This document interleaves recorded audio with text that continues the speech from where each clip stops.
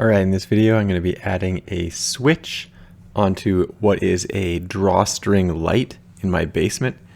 Now, this is something that's also called a switch leg loop. Like I said, it's on a drawstring.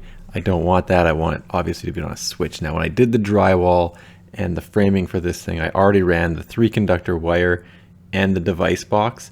So you do need the 3-conductor wire, and the reason you want that and not the 2-conductor wire is that you need to keep your white wire or your neutral wire neutral throughout the process. In my house right now, there's examples of this where the white wire is no longer kept as a neutral. By having the 3-conductor cable, you can still keep the white neutral. Now you can see that I've already screwed the grounding wire into the back of the device box and brought it forward.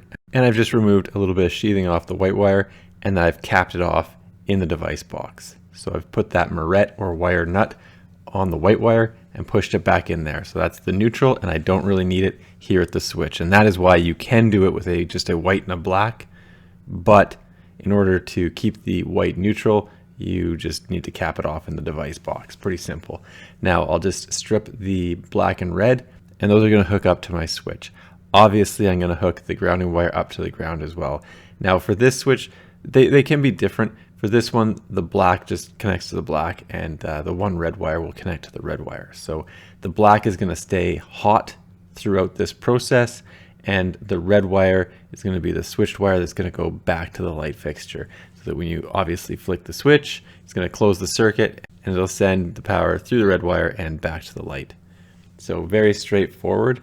And obviously, check your building codes if you're ever doing electrical work. Make sure you know what you're allowed to do in your municipality. So I've wire nutted the ground wire at the switch to the ground wire that goes back to the breaker panel. I've connected the black wire on the switch to the hot wire that goes back to the panel as well. And I've connected the red wire to the red wire. And the red, like I mentioned, is going to go back to the light. Now I'll just screw this into the wall. And I will point out, at this point in time, the power's still on, but the other end of this 3-conductor wire is not connected to anything. So it is just a loose wire. If I was working with a wire that was connected over at the junction box, I would have the breaker off and the power off to the device box. Now I'm going to go over to the light. So I am going to turn off the power at the breaker box. And you can see right now there is a black wire and a white wire connected to the light. So pretty straightforward there. Obviously a hot and a neutral wire. And for the 3-conductor cable I've just put in, the black wire is going to connect to all the other hot wires. The white wire is also going to connect to all the other white wires, and the red wire is going to connect to the light. And I will show you it all in just 1 second here, and you can see that it is working. Again, make sure you turn off your breakers and you have a means to check that you've actually got the power off when working on anything electrical. So you can see, like I said, the red wire comes back in from the switch, and the red wire connects to what is the hot side of the light. And the white wire, this is obviously just a pigtail, but all of the whites are connected together and going back to the neutral bus bar, and all of the blacks are connected together. So the blacks all go back to the hot. So the blacks remain hot, the whites remain neutral, and the red is obviously coming from the switch to the light. Pretty straightforward.